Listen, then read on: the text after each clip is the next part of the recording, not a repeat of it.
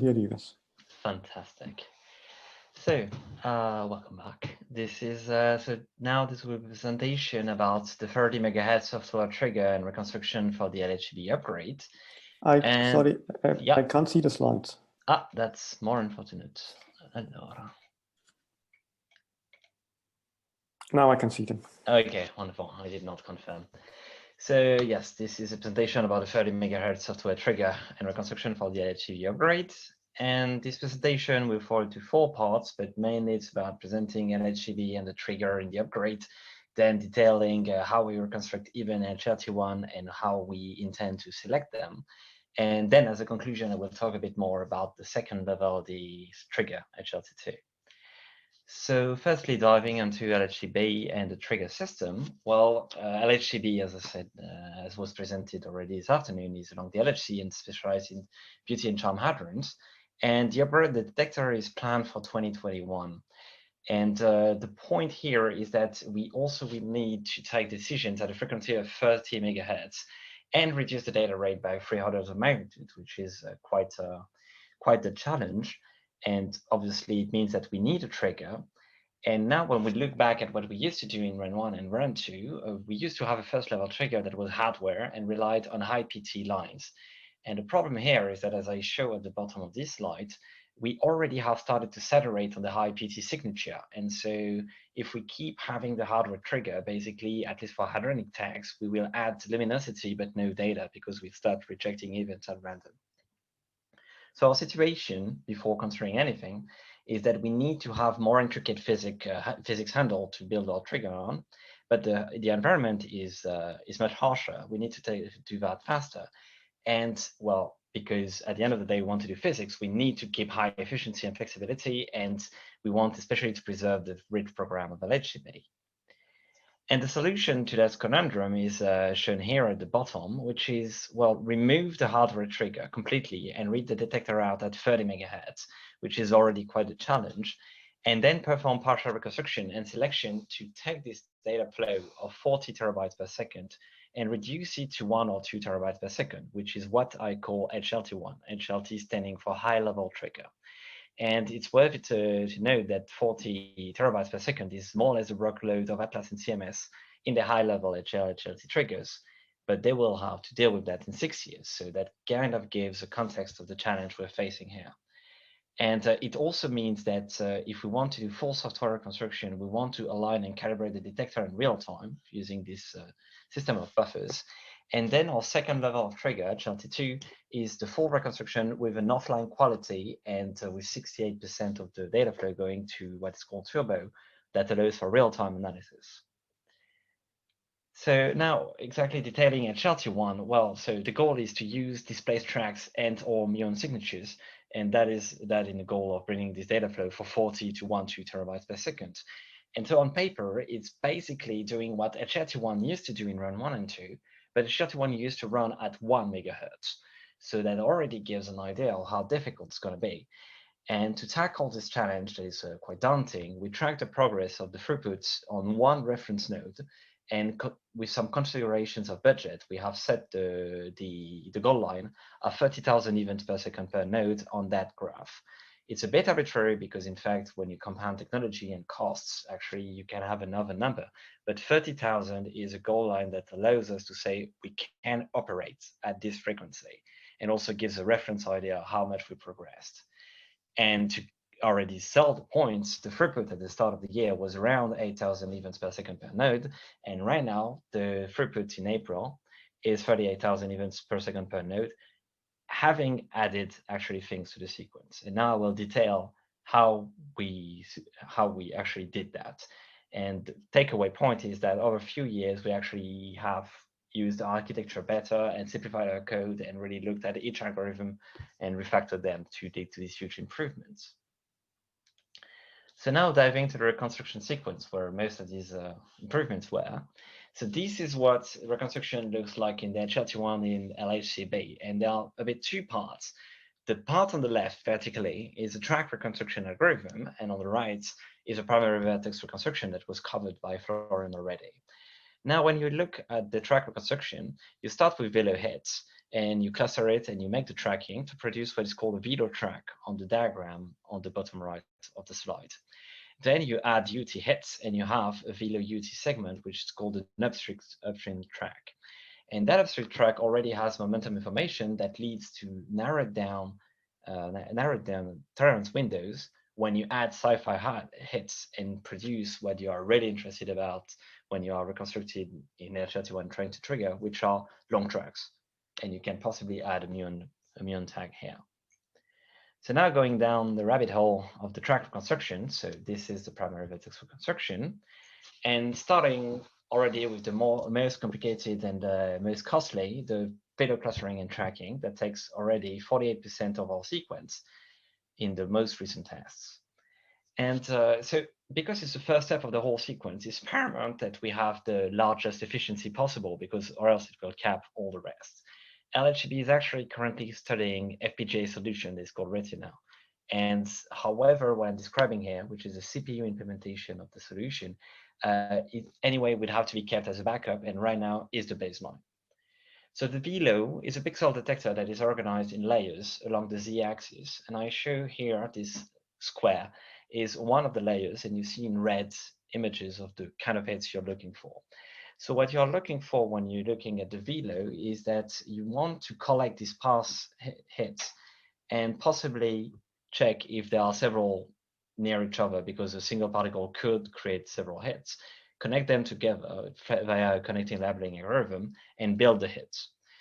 So how it's done is that the Velo transmits information in terms of superpixel, which are 2.4 by 4 pixel matrices that you see at the bottom of the slide. And each of these row banks actually contains a bit that says, are there any fired superpixels or not? Because if it's set to 0, you can actually treat that, and you won't have any adjacency tests to run. Whereas if you have some neighbors, you have to test for adjacency and merge clusters. What is also done is to use Boolean masks, so quite fast, to check if you have some disconnected components in one superpixel. Because if you have disconnected components, what we do is that we create another superpixel and store these two different components in two different containers. It's faster, and it allows to translate these different clusters a bit, well, way more easily. And after all, after you've separated disconnected clusters and merged clusters that were actually adjacent to embedded in different superpixels, you calculate the statistical moments and the phi angle, you translate that to local coordinates. So that is quite fast, and because the operation is realized by Boolean mask, and because we are working directly on row banks, so we don't need to decode anything, it's rather fast. And so now that you've built your hits and you have their coordinates, now you need to do the tracking per se. And so the tracking per se is basically triplet searching, but because we have order one hit per plane, it's way too expensive. So we actually look for pairs and then extend them.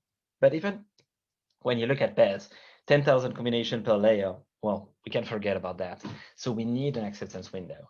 And that is one of the changes that was most striking recently, is that, well, the logic of the Velo has always been that the tracks come more or less from the beamline, which means that they will cluster in the phi coordinate. However, we want displaced tracks, and displaced tracks, well, because of the name, they possibly don't come from the beamline, so they don't cluster as well along phi. And also, you actually have, if you have fixed windows in phi, you don't know how many hits you want to have. And this is the first intervention of the point of one of the points I would like to make, is that above changes in algorithms, you also need to look at how your architecture is and how you can use it the best. And so this is why we have changed from fixed window in phi to the n nearest hits in phi that I show at the bottom right. So on the bottom left, you see how slow it is to grow to have all the necessary hits using a delta phi equals 20 degrees window, and how possibly inefficient you can be if you use only 3 hits. With n nearest, you can go to 5 hits and have already a very high efficiency, and only having considered a fixed number of hits. And it's not only that you have a vertically high efficiency, it's also when you look at the implementation, well, there are two main ways to get faster with modern CPU, which is either you add more cores or you exploit the intrinsic parallelism of the processor. And so SIMD instruction. And that needs the data to be the most local possible, and you need to always deal with vectors, and these vectors need to be the fullest possible, because anyway, your vectorization will wait for the slowest element. And so firstly, we arrange the data in structure of area layout, where all the same coordinates of different hits are put together, and you realize how useful it can be when you realize that this X that is contiguous right now could be a phi. When you're looking for the 5 hits with the closest 5, well, you know that you're looking nearly at the same place in the memory. And also, if I come back before, well, you only have 3 layers considered at one time. And then on the next step, we used to have 0, 1, and 2. And next step is 1, 2, and 3. So actually, you only allocate 3 layers on the stack, and you only recycle 1. So you change 0 for 2, etc.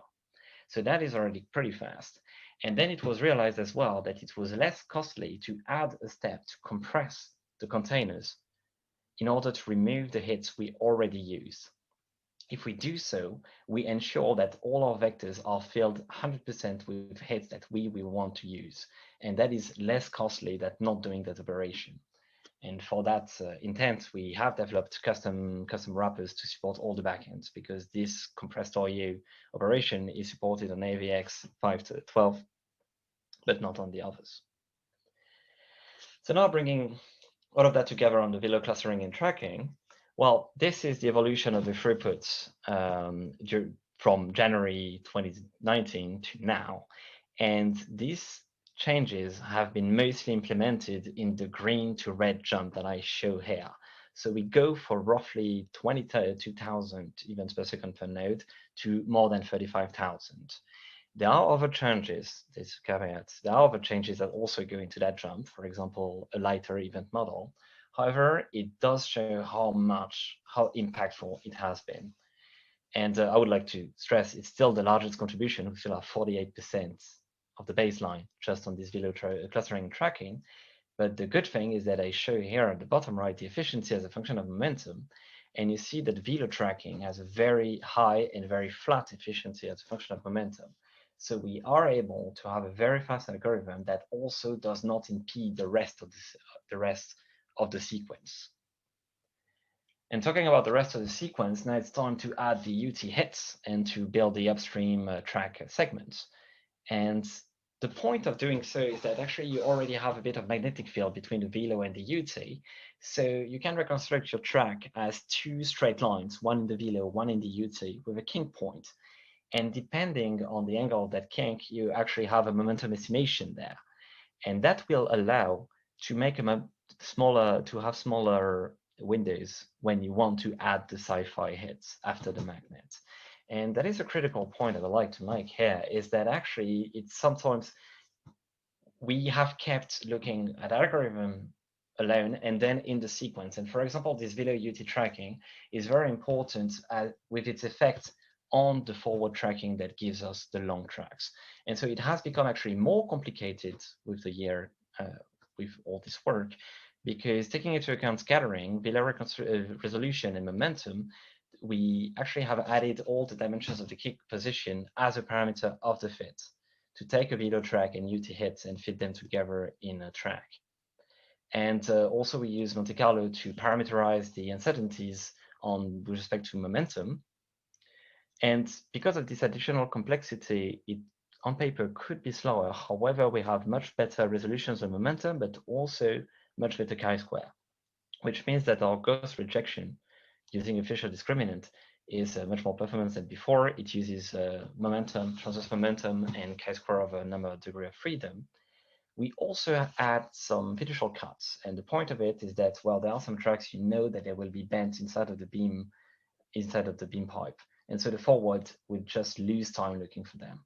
So they are removed as well.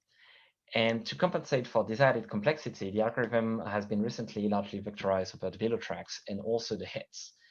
And so now we are transmitting much higher purity sample of tracks, and also tracks with some cuts added and better momentum resolution, which will directly impact the forward tracking. But also it's a bit faster, and the efficiency is very high, as we are losing a bit compared to Velo, but still over the whole momentum range, we are mostly above 90%.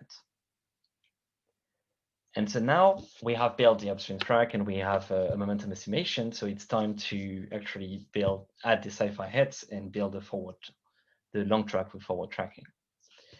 And so because we have been provided using the Velo UT, provided with X, Y, TY, TX, TY, and P, we have a pretty good idea of the extrapolation to the last forward tracker station. And we want to take as a seed the last station because it's already nearly around outside of the magnetic field, which means that the two hits we're looking for in the two X layers of the T3 stations are quasi along a straight line.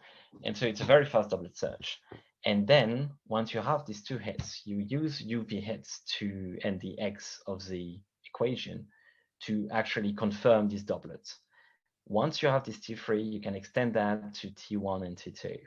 And this is where lots of improvements have been made because, for example, the trajectory in Y, which theoretically speaking, if you didn't have any stray fields, would be a line, we have found a way to correct the Y prediction of the track using a correction factor that is trained on a Monte Carlo and is a polynomial on Tx and Ty. And also the trajectory in X when you go to T1 and T2 and you start to have some magnetic field is described by a Monte Carlo trained polynomial. And but here the uncertainty is dominated by the Velo UT resolution. And what I show here as a performance is the efficiency as a function of the momentum. And you see we are still above 90% on most of the momentum. And also the relative resolution on the momentum of a track after all is said and done. And you see that for most tracks below 70 JeV, we are below the percent momentum estimation. So the forward improves a lot on our knowledge on the momentum. And now we have built long tracks with a good estimate of the momentum as well.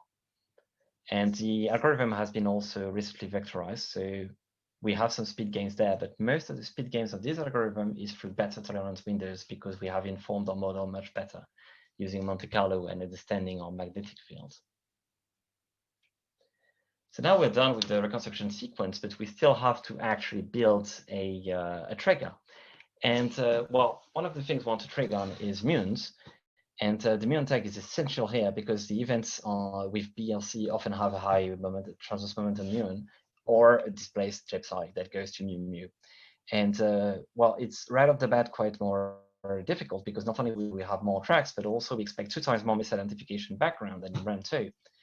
And so to tackle that, the algorithms themselves have been improved, and so the decoding of the muon stations is much faster now. And as a first step, we have adapted the REM 2 muon tagging, which is you take a long track and you use the uncorrelated sum of spatial residuals along that track of different hits in the muon stations. And that has already pretty good performance, I show there, with 90-ish% efficiency, ID efficiency on muons, and the reasonable misidentification rates of the pions. And it's already running at around 7% of the HLT1, which means that it can be added to the sequence and the HLT1 still runs at the required speed. And right now, LHCb is actually studying another improvement of that, which is when you take the residuals, you could actually insert a correlation matrix between the hits. And that allows you to make the difference between the two cases I show at the bottom right. At the right of that sketch, you see clearly uncorrelated maybe noise hits along a long track that is shown in blue. And these are uncorrelated, whereas on the left, you see clearly that these hits are much better resolved and are much more consistent with being around the track. It's just that that track had a scattering or had a trajectory that was not exactly well extrapolated.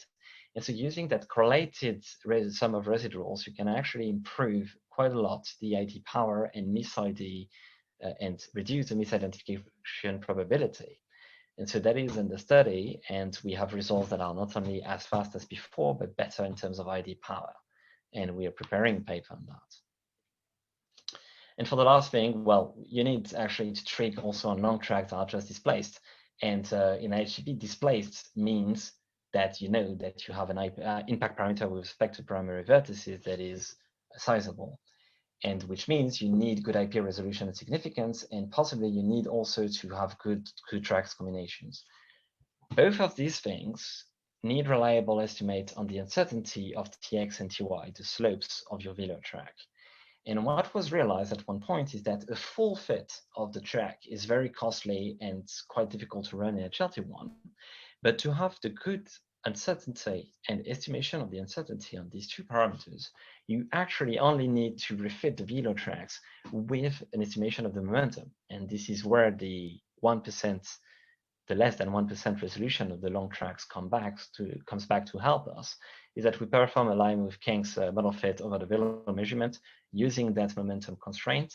And the small Kalman is very fast and allows us to have the impact parameter resolution that I show on the bottom left.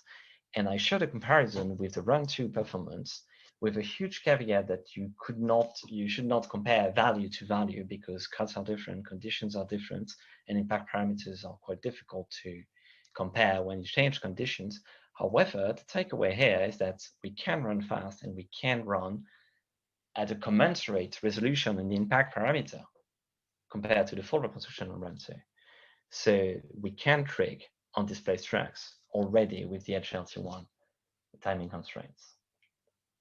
So now bringing everything together, the status of the CPU implementation of the HLT1 is that I show back the evolution of the throughputs before January 2019, and now we have improved by nearly a factor 5 this throughput in a bit more than a year. And I insist, without cutting on performance and even adding some things to the sequence. And this has been made possible by the combination of three things. We have rewritten algorithms that were used not to be critical. We have improved our user architecture by using the stemmed parallelism, for example.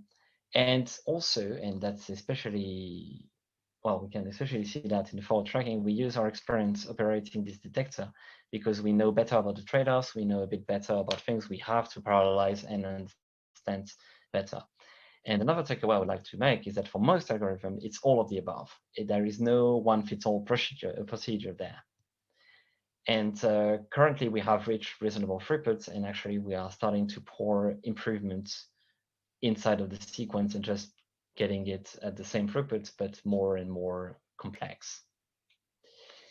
And the last thing is that when we take these throughput measurements and we reverse the scale, that is, we actually plot the number of cores we will use, and using another reference core, we see that now we have hit a measure where we need fewer than 200 AMD CPUs to run the HLT1 full sequence.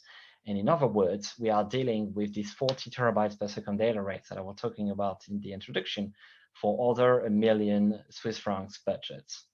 And currently, the LHCb collaboration is choosing between these CPU solutions that I showed can be used, and the GPU solution called Allen, and that will be the topic of Thomas' talk after. And now, well, I've only painted half of the picture of the HLT because there is still this HLT2 level. And certainly HLT1 has to deal with this daunting amount of data, but still HLT2 has the ambition of actually performing full reconstruction at offline quality and at data rates of 1 to 2 terabytes per second, which is a computing challenge of its own because you also need to align in real time. And the idea why we want to actually have this full reconstruction at offline quality is because one of the main ideas for this design is that this data quantity that you write per second is the ceiling, but the number of events you write per second is not a constant because it actually depends on the size of each event.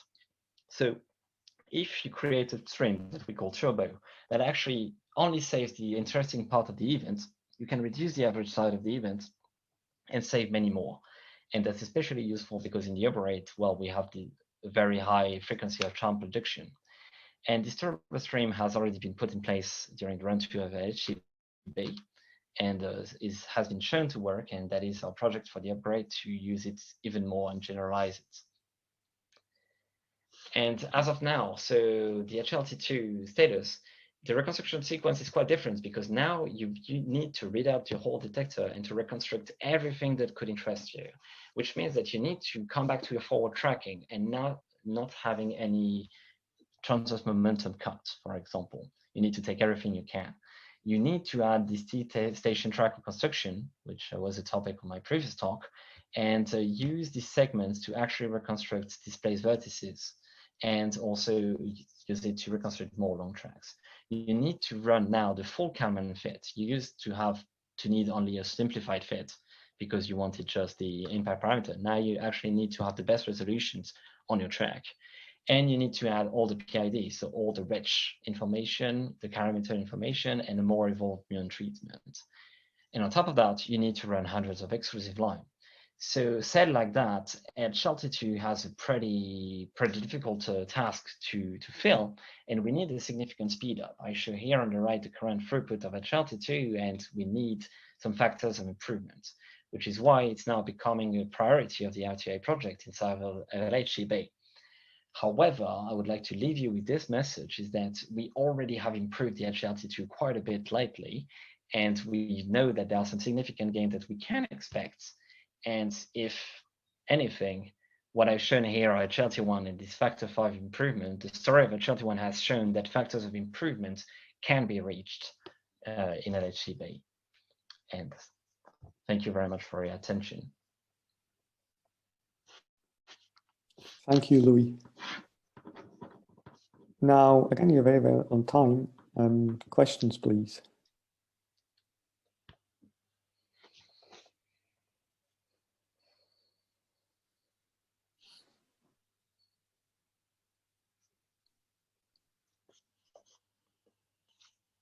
Anyone?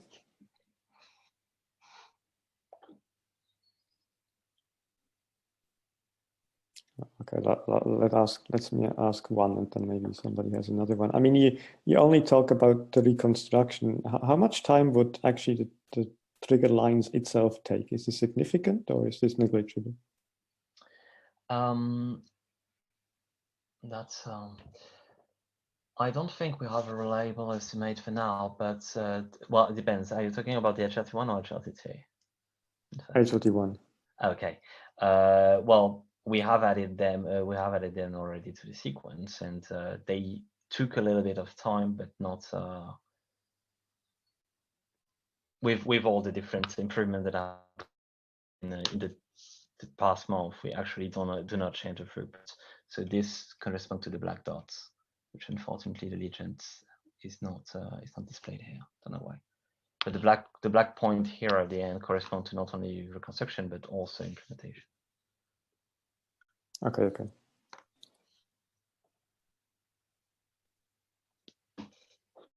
Any more questions?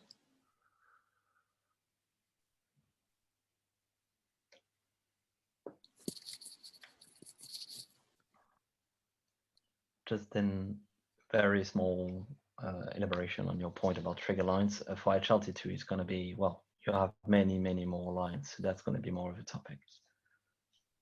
Yes, I agree.